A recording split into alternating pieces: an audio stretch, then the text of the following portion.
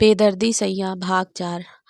तो फ्रेंड्स, पिछले भाग में हमने पढ़ा कि खुशी सब नौकरों को लाइन में खड़ा करके उन्हें कुछ समझा रही थी और कभी उन्हें डांट लगाती तो कभी गुस्सा करती। रजत ने एक भौं उचकाकर मन ही मन कहा, अजीब लड़की है। अब आगे। थोड़ी देर पहले तो मरने को आतुर थी और अब नौकरों को पर रोब झाड़ रही है। अभी रुक, मैं भी आता हूँ। रजत भी उनकी ओर बढ़ गया तो उनके कानों में खुशी की मीठी सी आवाज पड़ी। खुशी एक नौकर पर गुस्सा करते हुए बोली, और भैया जी, आप दादाजी का रूम साफ करते हैं ना? कहाँ से किया है आपने सफाई का कोर्स? हर कोने में तो जाले लगे हैं, वहां रखी चीजों पर धूल भी जमी है। आप सारा दिन बस इधर उधर घूमते रहते हैं। एक ही तो काम दिया है आपको, वो भी आप अच्छी तरह से नहीं करते हैं। ये तो ठीक बात नहीं है ना। नौकर ने कुछ कहने के लिए मुंह खोला था कि रजत पर नजर पड़ते ही वो चुप हो गया और अपनी नजरों को नीचे कर लिया। जब खुशी ने नौकर को ऐसे देखा तो वो धीमी और हल्की सी आवाज में बोली, सॉरी अगर आपको बुरा लगा हो तो। मैं आपका दिल नहीं दुखाना चाहती थी। मैं तो बस दादाजी की सेहत के लिए ऐसा कह रही थी। मुझे माफ कर दीजिए। तुम्हें इनसे माफी मांगने की जरूरत नहीं है, रजत ने पीछे से कहा। तो खुशी चौंक गई। उसने भी अपने सिर को झुका लिया, लेकिन वो रजत की ओर मुड़ी नहीं। तो रजत ही उनके पास आकर खड़ा हो गया और बोला, तुम सब लोग कामचोर हो गए हो। लगता है नए लोगों को काम पर रखना होगा। खुशी ने तपाक से कहा, नहीं नहीं, इसमें इनकी कोई गलती नहीं है। आप इनको काम से मत निकालिएगा प्लीज। खुशी की नजरें रजत पर थी।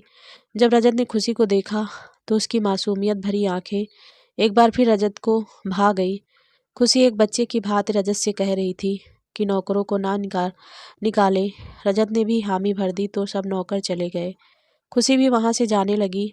तभी रजत बोल पड़ा, क्या तुम अपने घर जाना चाहती हो? क्या तुम मेरे साथ खुश नहीं हो? क्या तुम्हारे सुसाइड करने की वजह मैं हूँ? अगर ऐसा है तो तुम अपने घर जा सकती हो, मैं तुम्हें नहीं रोकूंगा। ये कहकर रजत जल्दी से वहां से निकल गया। खुशी रजत को देखती ही रह गई। उसे समझ नहीं आ रहा था कि रजत ऐसा क्यों बोल कर गया है। कहीं वो उससे थक तो नहीं गया, या फिर वो नौकरों के साथ ऐसे बात कर रही थी तब उसे बुरा लगा है। खुशी ने मन ही मन कहा, मेरी जिंदगी में क्या कम मुसीबतें थी जो ये चलती फिरती पहेलियों का अड्डा आ गया है। इसका समझ ही नहीं आता कि कभी कहता है दादाजी से दूर रहूं, कभी कहता है माफी मांगने की जरूरत नहीं है, कभी कहता है बच्चा चाहिए, कभी कहता है क्यों मर रही हो, कभी कहता है घर चली जाओ, कभी कहता है तलाक दे दो। आखिर ये चाहता क्या है? जब तलाक देना था तो शादी क्यों करके लाया? रहने देता ना। वहीं खुशी ने बनाया और कमरे की ओर कदम बढ़ाया ही था कि फिर वो खुद से बोली, अब कमरे में भी वो पहेलियों का अड्डा मिलेगा।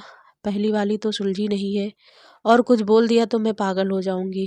खुशी ने अपना रास्ता चेंज किया और किचन की ओर बढ़ गई। इधर रजत खुशी से कहा तो आया था कि वो चाहे तो घर चली जाए, लेकिन आज उसे खुशी के जाने के नाम से ही मन खिन्न हो रहा था। वो खुशी को जानना चाह रहा था। क्यों जानना चाह रहा था ये भी वो समझ नहीं पा रहा था।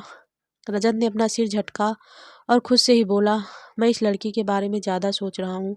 लगता है ये भी इसकी चाल है, मरने का झूठा नाटक करके मुझसे ज़्यादा पैसे लेना चाहती है। आखिर आजकल की औरतें तो होती ही ऐसी हैं, पैसा मिल जाए तो इनके लिए कुछ मायने नहीं रखता। रजत ने सिर हिलाया और सोफे पर बैठ गया। तभी जॉली खाना लेकर आ गया तो रजत ने उसे घूर कर देखा। जॉली ने डरते हुए कहा, सर वो खुशी मैम ने भिजवाया है। रजत कुछ देर पहले खुशी को ही सोच रहा था। एक बार फिर खुशी का नाम सुनकर उससे गुस्सा आ गया और खड़ा होकर बोला, इस लड़की को बाहर निकालो यार, अब बर्दाश्त से बाहर हो गई है ये। रजत आगे बढ़ गया तो जॉली भी घबराकर उसके पीछे चल दिया। रजत हमेशा से अकेला ही रहा है। माता पिता ने बचपन में ही उसे अलविदा कह दिया था। कुछ वक्त तक दादाजी साथ थे, लेकिन वो भी बीमार हो गए और रजत फिर अकेला हो गया। अब जब रजत की जिंदगी में खुशी आ गई है तो खुशी के हर वक्त उसके आसपास रहने से रजत को चिढ़ होने लगी थी। वो उसे पास भी रखना चाहता था और दूर भी करना चाहता था। अक्सर अकेले रहने वाले लोग अपने आसपास ज़्यादा वक्त तक लोगों के रहने से असहज महसूस करते हैं। रजत के साथ भी यही हो रहा था।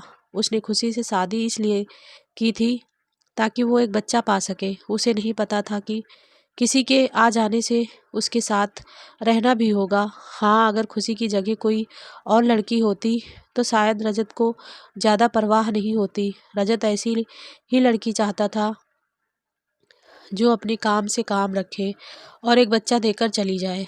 लेकिन खुशी उन लड़कियों में से नहीं है, वो इन सब बातों से बहुत दूर है।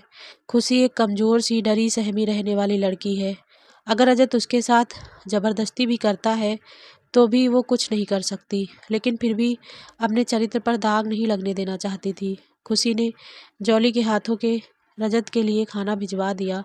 खुशी को रजत ने बचा लिया था, इसीलिए खुशी चाहती थी कि अब वो अपने आप को बिजी रखे और ऐसे ख्याल दिमाग में ना लाए। उसने रजत के साथ साथ घर का ख्याल रखने का भी ठान ली थी, इसीलिए अब वो एक कुशल गृहिणी की तरह सब काम निपटाकर ही रूम में जाना चाहती थी। उसने रजत के लिए खाना भिजवा दिया।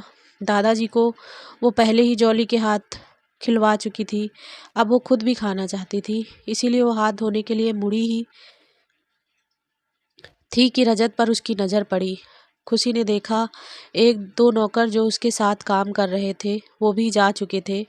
रजत खुशी की ओर बढ़ रहा था तो खुशी ने एक नज़र रजत पर डाली और आगे बढ़ती हुई बोली, मैंने आपके लिए खाना भिजवा दिया था, आप यहाँ क्यों आए? कुछ चाहिए था तो मंगवा लेते ना। खुशी पहली बार बिना झिझके बोली थी, लेकिन इस पहली बार में ही उसके साथ जो होने वाला था उसकी वो कल्पना भी नहीं कर सकती थी। रजत ने खुशी की बाजू को पकड़ा और उसे अपनी ओर खींचकर कहा, तुम्हारी हिम्मत कैसे हुई मेरे बनाए रूल्स को तोड़ने की? मुझे खाना डाइनिंग टेबल पर चाहिए होता है, ऐसे किसी गंवार की तरह रूम में नहीं। तुमसे दो चार बातें ठीक से क्या कर ली, तुम तो सिर पर चढ़कर नाचने लग को तैयार हो गई। अब तुम यहाँ नहीं रुक सकती हो, अभी के अभी तुम्हें जाना होगा, चलो। खुशी को कुछ समझ ही नहीं आया। वो कुछ समझ पाती उससे पहले ही रजत उसे खींचकर बाहर ले जा चुका था। खुशी रजत के कहे शब्दों को याद करके उन्हें समझती तब तक तो रजत उसे घर से बाहर गाड़ी तक ले आया था। रजत ने गाड़ी का दरवाज़ा खोला और खुशी को बैठने का इशारा किया। खुशी कुछ कहती उससे पहले ही रजत ने गुस्से से कहा, मैंने कहा गाड़ी में बैठो। खुशी गाड़ी में बैठ गई तो रजत ने जोर से दरवाज़ा बंद किया और दूसरी ओर आकर बैठ गया। उसने गाड़ी को खुशी के चाचा के घर दौड़ा दिया। कुछ देर तक खुशी कुछ नहीं बोली। जब उसे महसूस किया कि वो उसके चाचा के घर छोड़ने जा रहा है तो उसने रजत के हाथ पर अपना हाथ रख दिया, जिससे रजत ने खुशी की ओर देखा। खुशी ने आंखें बंद की और लंबी सांस लेकर बोली, गाड़ी रोकिए। रजत ने घूरकर खुशी को देखते हुए कहा, अभी तुम्हारा घर नहीं आया है। खुशी ने भी रजत की आंखों में आंखें डालकर कहा, मैंने कहा गाड़ी रोकिए।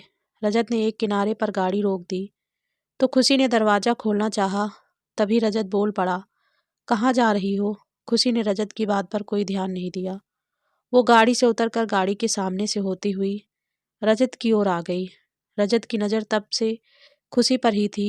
खुशी रजत के सामने आई और बोली, आप मुझे घर छोड़ने जा रहे थे ना, तो समझ लीजिए आपने मुझे घर छोड़ दिया। अब आप जा सकते हैं, मुझे जहाँ जाना होगा मैं चली जाऊंगी। रजत ने पहले तो खुशी को हैरान नज़रों से देखा, फिर हंसते हुए बोला, ओह हाँ, मैं तो भूल ही गया था, तुम जैसी लड़कियों के तो बहुत से घर होते हैं। कहीं कोई अच्छा सा लड़का मिला नहीं कि उसी का घर तुम्हारा घर बन जाता है। खुशी ने गाड़ी के दरवाजे पर हाथ रखकर उसे खसकर पकड़ते हुए कहा, मिस्टर रजत सिंघानिया, ये आपका घर नहीं है और ना ही मैं अब आपकी पत्नी हूँ, क्योंकि आज और अभी आपने खुद मुझे छोड़ दिया। इसीलिए अब ये लेक्चर मुझे मत दीजिए। और हाँ, आपको ऐसी लड़कियां बहुत मिल जाएंगी जो एक रात के लिए आपके साथ सोकर आपको आपका वारिस दे देंगी, लेकिन मैं उनमें से नहीं हूँ। मेरे कुछ अपनों की मेहरबानी है जो आज मैं इस हाल में हूँ। खैर, खुशी ने गाड़ी से हाथ हटाया और थोड़ी दूर होकर रजत को रास्ता दिखाकर बोली, जाइए, आज से आप मेरे कोई भी नहीं। और हाँ, बहुत बहुत शुक्रिया जो आज आपने मुझे खुदकुशी करने से रोक लिया। रजत के पास कहने के लिए कुछ भी नहीं था, इसीलिए वो वहाँ से मुड़कर वापस जाने लगा। कुछ दूर जाने पर खुशी के कहे शब्द उसके कानों में गूंजने लगे, जो उसे बेचैन कर रहे थे। इसीलिए उसने गाड़ी रोकी और आंखों को बंद करके बैठा रहा। इधर रजत के जाते ही खुशी लंबी लंबी सांसें लेने लगी और अपने आप को संभालने लगी। सिर्फ वो ही जानती थी कि रजत के सामने इतना बड़ा और कठिन लेक्चर उसने कैसे दिया था। हर वक्त चुप और डरी सहमी रहने वाली लड़की जब कुछ बोले तो उसके लिए अपने आप में ही बहुत बड़ी बात होती है। खुशी जब रजत से ये सब बोल रही थी तब उसे अंदर ही अंदर इतना डर और घबराहट हो रही थी कि उसके पैर कांप रहे थे और जुबान लड़खड़ा रही थी। लेकिन फिर भी उसने हिम्मत करके सब कुछ कहा और अब रजत के जाने के बाद अपने अंदर का वो डर और घबराहट बाहर निकाल रही थी। खुशी ने रजत को वापस तो भेज दिया था, लेकिन अब वो कहाँ जाएगी? उसके पास चाचा के घर के अलावा कोई ठिकाना नहीं था, लेकिन वहां भी वो जा नहीं सकती थी, क्योंकि उसने मन ही मन कसम खाई थी कि चाहे उसकी मौत आ जाए वो इस घर में कभी वापस नहीं आएगी। और यही कारण है कि उसने हिम्मत की और रजत के सामने अपनी बात रखी। रात के 10 बजे थे। लोग अपने कामों से घरों की ओर जा रहे थे, तो कुछ जा चुके थे। खुशी सड़क पर चलने लगी थी। जयपुर जैसे शहर में 10 बजे चलना आम बात थी, इसीलिए खुशी को ज़्यादा दिक्कत नहीं हो रही थी। उसने अपने हाथ बांधे और सड़क के एक किनारे पर चलने लगी। रात को शहर में उसके पास एक जगह भी नहीं थी कि वो वहां जाकर रात गुजार सके। कहाँ जाएगी वो और कहाँ जा रही है, यही सोच सोच कर उसका मन घबरा रहा था। लेकिन फिर भी वो हाथ बांधे चले जा रही थी। इधर रजत अपने आप से एक जंग लड़ रहा था। कभी उसे खुशी सही लगती तो कभी उसे वो गलत लगती। इसी कसम में वो घर नहीं जा पा रहा था। रजत का दिल कहता कि खुशी ही उसके लिए बेस्ट लड़की है, जबकि दिमाग कहता ये लड़कियां भोली भाली बनकर ही ऐसे लड़कों को फंसाती हैं। अब रजत के दिल दिमाग में लड़ाई शुरू हो गई। दिल वो लड़की उन लड़कियों की तरह नहीं है जो पैसों और नाम के पीछे भागती है। दिमाग अगर ऐसा होता तो वो अब उससे शादी ही क्यों करती? और वो कांटेक्ट उसका क्या? दिल कांटेक्ट तो कोई भी बना सकता है, कोई जबरदस्ती भी तो कर सकता है। क्या पता किसी ने जबरदस्ती साइन करवाए हो। दिमाग ऐसा कुछ नहीं है, उसका चाचा ही उसके साथ ऐसा क्यों करेगा? वो एम्प्लॉय है तेरा, तू अच्छी तरह से जानता है उसे ऐसा नहीं कर सकता। वो दिल और खुशी उसको भी तो जान गया है ना, कितनी मासूम है और डरपोक सी लड़की। और उसकी बातों से समझ आता है कि वो कितनी सताई हुई है। दिमाग ये लड़कियां भोलेपन का फेस दिखाकर ही तो लड़कों को अपने जाल में फंसाती हैं। दिल नहीं, खुशी उनमें से नहीं है। दिमाग नहीं, वो ऐसी ही है। रजत एक अजीब सी उलझन में उलझ गया था। उसे समझ नहीं आ रहा था कि वो क्या करे और क्या ना करे। इसीलिए उसने गाड़ी को घुमाया और वापस उस ओर चला गया जहां खुशी को छोड़कर आया था। जब रजत उस जगह पहुंचा तो खुशी को वहां ना पाकर दर्द सी हंसी हंसकर बोला, लगता है किसी चाहने वाले के साथ चली गई। रजत कुछ देर वहीं रुका और गाड़ी को वापस मोड़कर घर चला आया। जब वो कमरे में आया तो जॉली का लाया हुआ खाना देखकर उसे फिर से खुशी की याद आई और उसके साथ ही गुस्सा भी आया। उसने जॉली को आवाज लगाई, लेकिन जॉली नहीं आया तो रजत ने खाने की थाली को उठाकर रूम से बाहर फेंक दिया और जोर से दरवाजा बंद कर दिया। रजत ने खुद से कहा, अब जब वो चली गई है तो मुझे अपने काम पर फोकस करना चाहिए। रजत जैसे ही लैपटॉप खोलकर बैठा, उसका अश्क उसके सामने आकर खड़ा हो गया और जोर जोर से हंसने लगा। रजत ने अपने आप को घूर कर देखा और गुस्से से बोला, अब क्या है? तुम्हारे शब्दों पर हंसी आ रही है। चली गई है वो, चली नहीं गई, तू छोड़ कर आया है उसे। रजत के अक्स ने हंसते हुए कहा, रजत मैं तो उसे उसके घर लेकर जा रहा था, अब वो बीच रास्ते में ही कहीं और चली गई। इसका मतलब क्या है? इसका मतलब वो उस घर में नहीं जाना चाहती जहां से उसकी शादी नहीं की गई, बल्कि उसे बेचा गया। रजत के अक्स ने अपने हाथ बांध कर कहा, रजत ऐसा कुछ नहीं है। अच्छा, तुम इतने यकीन से कैसे कह सकते हो? क्या जितने दिनों वो तेरे साथ रही कुछ मांगा उसने? किसी भी चीज की मांग की कहीं गई? अगर उसे जाना होता तो कितने ही मौके थे उसके पास जाने के। और फिर तेरे कांटेक्ट के मुताबिक वो कहीं भी जा सकती थी, कुछ भी कर सकती थी। ये तो उसे पता होना चाहिए था। क्या तेरे कांटेक्ट की सारी बातें उसे पता थी? क्या उसने कभी भी मुझसे ऊंची आवाज में बात की? आज जब वो पहली बार एक पत्नी की तरह तुझे खाना दे रही थी तो तूने उसे घर भेजने की सोची। जब वो नहीं थी तब तुझे किसी अपने की तलाश थी। जब कोई अपना बनकर आया तो तूने उसे बेइज्जत कर बाहर कर दिया।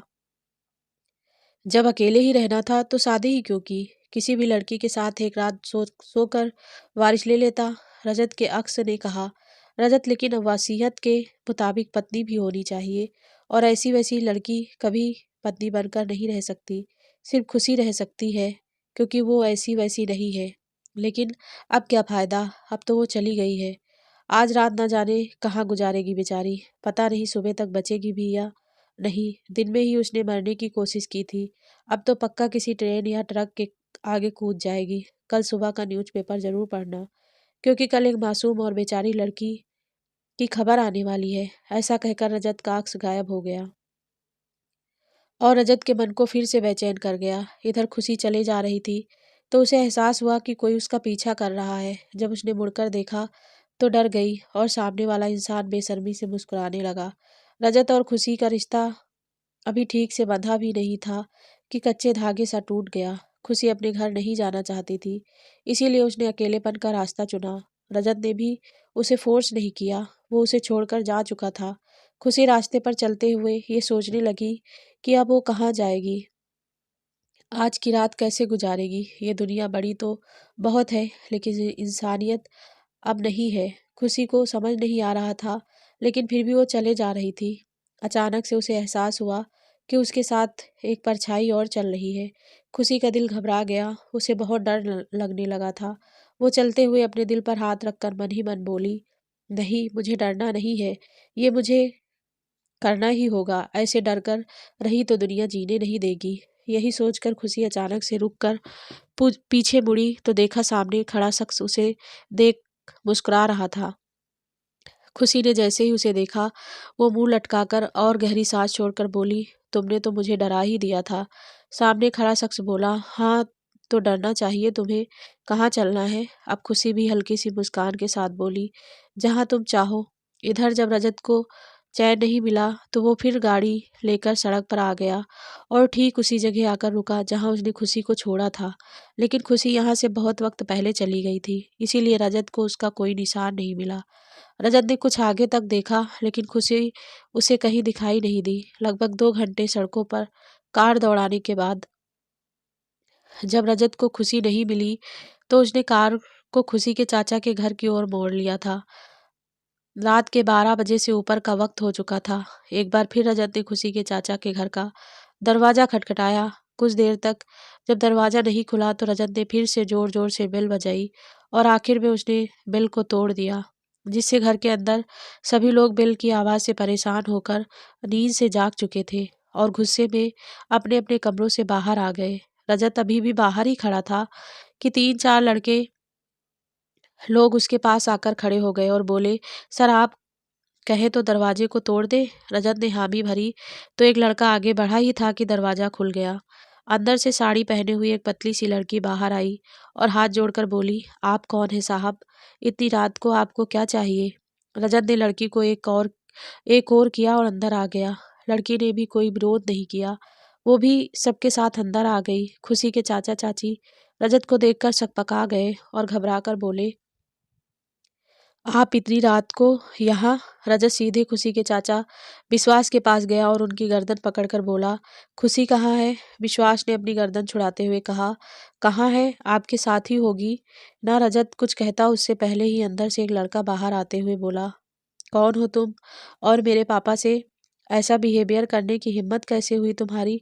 लड़का बोलता हुआ रजत के पास आया तो विश्वास ने उसे दूर करते हुए कहा, मनन, तुम अंदर जाओ। लेकिन लड़का मनन रजत के पास आकर उसका हाथ विश्वास से दूर करते हुए बोला, हो कौन तुम, और मेरे घर आकर मेरे ही घर वालों से ऐसे बिहेव करने का कारण जान सकता हूँ मैं? रजत ने मनन को इस घर में आज पहली बार देखा था, तो उसने विश्वास की ओर देखकर कहा, तो ये तेरा बेटा है? हाँ, अच्छी बात है। अब तो तू क्या तेरी डेड बॉडी भी बताएगी खुशी कहाँ है? रजत ने अपने साथ आए लड़के को इशारा किया तो लड़के ने आगे बढ़कर मनन को मारना चाहा। तभी मनन ने लड़के का हाथ पकड़कर रजत को देखते हुए कहा, तुम खुशी को कैसे जानते हो, और मेरे पापा से क्यों पूछ रहे हो उसके बारे में? वो तो अपने मामा के यहाँ गई है ना। रजत मनन की बात सुनकर हंसते हुए बोला, तू तू तो अभी बच्चा है रे, मतलब तुझे तेरे ही घर की बातें नहीं बताई गई? How sad. रजत ने अपनी आदमी को पीछे हटने का इशारा किया और मनन की ओर देखकर सीरियस होकर बोला, खुशी मेरी पत्नी है। मनन हैरानी से रजत को देखते हुए बोला, पत्नी? लेकिन खुशी की शादी कब हुई तुम्हारे साथ? और वो है कहाँ? मना रही होगी कहीं रंगरलिया अपने यार के साथ। विश्वास की पत्नी और मनन की माँ नीलम हाथ बांधे खड़ी थी। वो बिना किसी भाव के बोली थी, माँ आप जानती हैं खुशी ऐसी बिल्कुल नहीं है। आप उससे इतनी नफरत क्यों करती हैं? मनन अपनी माँ से नाराज होते हुए बोला। नीलम मनन के पास आकर उसके गाल को छूकर बड़े प्यार से बोली, बेटा तू नहीं जानता उसे, वो ऐसी ही है। अब देख उसने पैसों के लिए इनसे शादी कर ली, अब जब इनसे मन भर गया तो इन्हें छोड़कर न जाने कहाँ चली गई। अब तू ही बता, अगर वो ऐसी लड़की नहीं होती तो कहीं जाती? मनन ने गुस्से से नीलम का हाथ झटक दिया और बोला, अगर भगवान भी आकर कहें कि खुशी ऐसी है तो भी मैं नहीं मान सकता। और आप लोगों ने उसकी शादी भी कर दी, मुझे बताया तक नहीं। बहन है वो मेरी। अरे मैं ही तो था उसकी दुनिया में जो सुनता था। आपने ये अच्छा नहीं किया मेरे साथ, इसके लिए मैं आप सबको कभी माफ़ नहीं करूँगा। रीमा मनन की ओर बढ़कर उसे एक फाइल थमाते हुए बोली, ये ले तू खुद ही देख ले तेरी बहन का किया कॉन्ट्रैक्ट। रजत के दिमाग में कुछ कौन गया, क्योंकि वो फाइल तो रजत ले जा चुका था। तो ये कौन सी फाइल थी? लेकिन फिर भी रजत चुप रहा। तभी रीमा बोली, ये कॉन्ट्रैक्ट की कॉपी है जो मैंने करवा ली थी और जिला नील के पास है।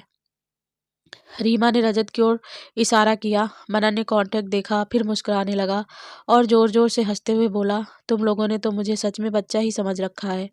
मनन ने गुस्से में उस फाइल को फाड़ दिया और उसे जोर से जमीन पर पटकते हुए बोला, ये सिग्नेचर खुशी के नहीं है, ये उससे जबरदस्ती करवाए गए हैं। मुझे नहीं पता ये किसने किया, लेकिन जिस दिन पता चला ना, मैं वो करूँगा जो किसी ने सोचा भी नहीं होगा। मैं आप लोगों को खुशी की वजह से बाहर गया था, लेकिन अब बस, अब मुझे मेरी बहन चाहिए। बताओ कहाँ है वो? रजत ने जब मनन की बातें सुनी तो उसका दिल घबरा गया। खुशी की चुप्पी पर उसे यकीन होने लगा था और उसका मासूम चेहरा उसके सामने आने लगा था। तभी नीलम बोली, मनन तू उस लड़की के लिए अपने माँ बाप के साथ लड़ रहा है, भूल मत वो सौतेली बहन है तेरी। जानता हूँ माँ, लेकिन वो कभी मुझे सौतेली लगी ही नहीं, बल्कि सौतेले जैसा व्यवहार तो आपने किया है मेरे साथ। मनन ने उदास होकर कहा, वो अच्छी लड़की नहीं है मनन, यकीन कर मुझ पर। नीलम अपने बेटे को अपनी ओर करने के लिए बोली, बस करिए मैम साहब, और कितना गिरेंगे आप सब लोग? आपको जितना बुरा खुशी दीदी के साथ करना था आपने कर लिया है। अब तो वो पराई हो चुकी हैं, अब तो उसके बारे में गलत बोलना कर दीजिए। लड़की जिसने कुछ देर पहले दरवाजा खोला था, उसने नीलम की आंखों में आंखें डालकर कहा। नीलम गुस्से से लड़की रोशनी को देखकर बोली, तू चुप कर, काम वाली है, काम वाली बनकर रहे, हमारे घर के मामलों में टांग मत अड़ा। क्यों मैम साहब, क्यों ना अड़ाऊं? आप मुझे काम से निकाल देंगी? अरे आप क्या निकालेंगी, अब तो मैं खुद ही चली जाऊंगी।